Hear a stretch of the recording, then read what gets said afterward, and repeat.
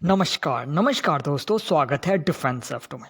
तो दोस्तों, दुनिया भर में मंदी की आशंका से चिंताएं बढ़ गई है। सोने चांदी की कीमतों में उछाल और कच्चे तेल की प्राइस गिरावट से, और इसके अलावा डॉलर इंडेक्स में उछाल और यूरोप, अमेरिका समेत अन्य विकसित देशों में महंगाई रिकॉर्ड स्तर पर पहुंच गई है। ऐसे में अब महंगाई पर काबू पाने के लिए हर देशों की केंद्रीय बैंक मजबूरी में ब्याज दरें बढ़ा रही है।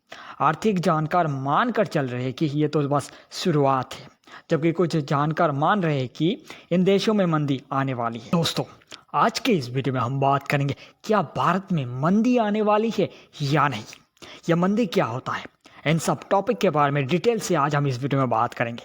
दोस्तों, आप तो जानते ही होंगे आधा अधूरी ज्ञान बहुत ही खतरनाक है, इसलिए आज के वीडियो को बिल्कुल भी स्किप मत करना, वीडियो को अंत तक जरूर से देखना। तो बिना देर करते वीडियो को शुरू करते हैं। क्या ग्लोबल मंदी का असर भारत पर पड़ेगा और क्या भारत में भी मंदी आने वाला है? यूके में महंगाई की दरें 40 साल की ऊंचाई पर पहुंच गई है। इसका असर जीडीपी ग्रोथ रेट 0.2% कम रही है। अमेरिका में जीडीपी ग्रोथ रेट सालाना आधार पर 1.6% फिसल गई है।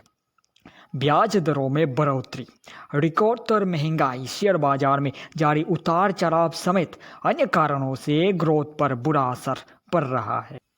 आईएमएफ यानी इंटरनेशनल मॉनेटरी फंड के मुताबिक चीन की ग्रोथ इस साल 3.3% हो सकती है, जो कि 4 दशकों में सबसे कम होगी।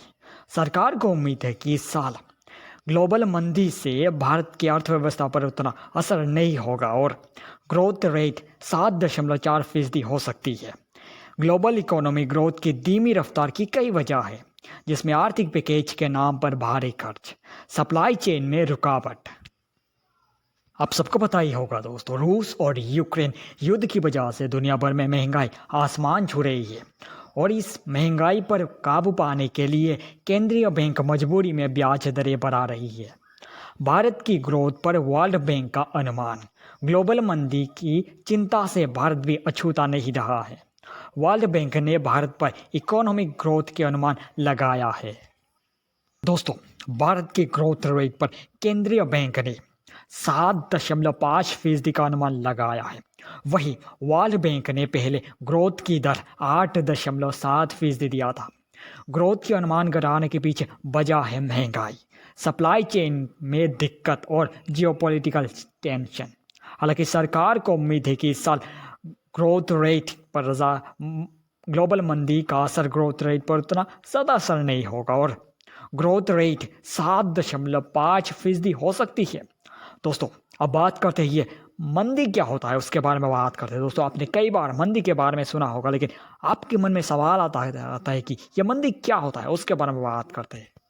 तो दोस्तों, मंदी का मतलब होता है कि किसी भी देश में या वैश्विक स्तर पर इकोनॉमिक एक्टिविटी के आंकड़ों में बड़ी गिरावट देखी गई है।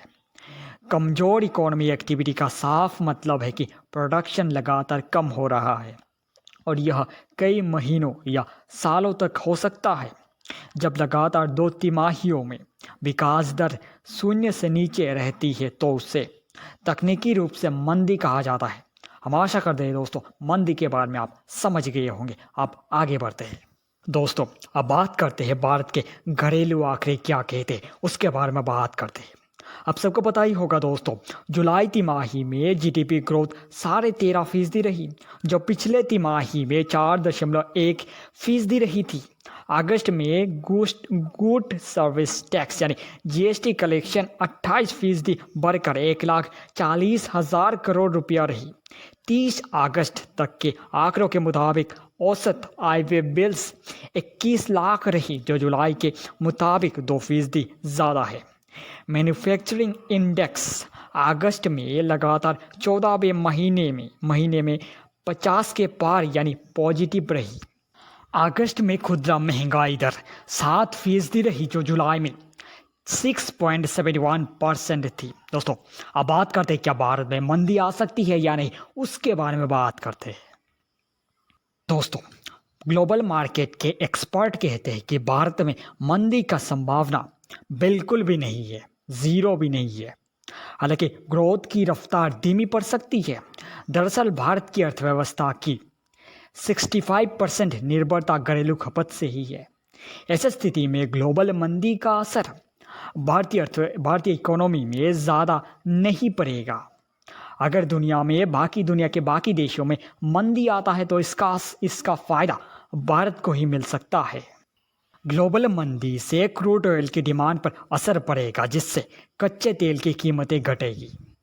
तेल की कीमतों में गिरावट से तेल का बिल कम आएगा, लेकिन ग्लोबल मंदी से नुकसान भी है दोस्तों, क्योंकि इससे एक्सपोर्ट में गिरावट होगी। इसमें textile, leather, James and jewellery, pharma और आईटी सेक्टर की एक्सपोर्ट कम होगी। दोस्तों, अब बात करते हैं क्या ग्लोबल मंदी से शेयर मार्केट में इसका असर पड़ेगा या नहीं, उसके बारे में बात करते हैं। आपके मन में ये सवाल आ सकता है, उसके बारे में बात करते हैं। एक्सपर्ट बताते हैं कि ग्लोबल मंदी का असर शेयर बाजार पर पड़ेगा। उदाहरण के तौर पर 2008 और 2019 में भी शेयर बाजार पर ग्लोबल चिंताओं का असर दिखने लगा था, क्योंकि निफ्टी 50 कंपनियों की 40% आय विदेशों से आती है। ऐसे में ग्लोबल मंदी का असर शेयर मार्केट पर भी दिख सकता है। दोस्तों, हम आशा करते हैं इस टॉपिक को आपने अच्छी तरह से समझ लिया होगा, और समझ लिया तो अपने दोस्तों के साथ इस वीडियो को शेयर करना, क्योंकि उनको भी पता चले भारत में दुनिया भर में मंदी आएगी, लेकिन भारत में मंदी नहीं आने वाली है। उनको भी पता चले, इसलिए वीडियो को शेयर करना।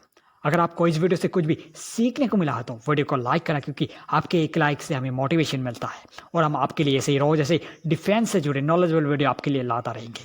दोस्तों, अगर आप डिफेंस से जुड़े वीडियो देखना पसंद करते हो तो हमारे चैनल को सब्सक्राइब करना, क्योंकि हम डेली ऐसे ही डिफेंस से जुड़े वीडियो लाता रहे थे, डिफेंस के न्यूज़ लाता रहे थे, इसलिए हम आपको सब्सक्राइब करने के लिए बोल रहे हैं। दोस्तों, अगर आप आज के वीडियो को देखा है तो कमेंट में जय हिंद लिखकर जरूर से बताना। मिलते हैं नेक्स्ट वीडियो पे, तब तक ले जय हिंद, जय भारत, वंदे मातरम।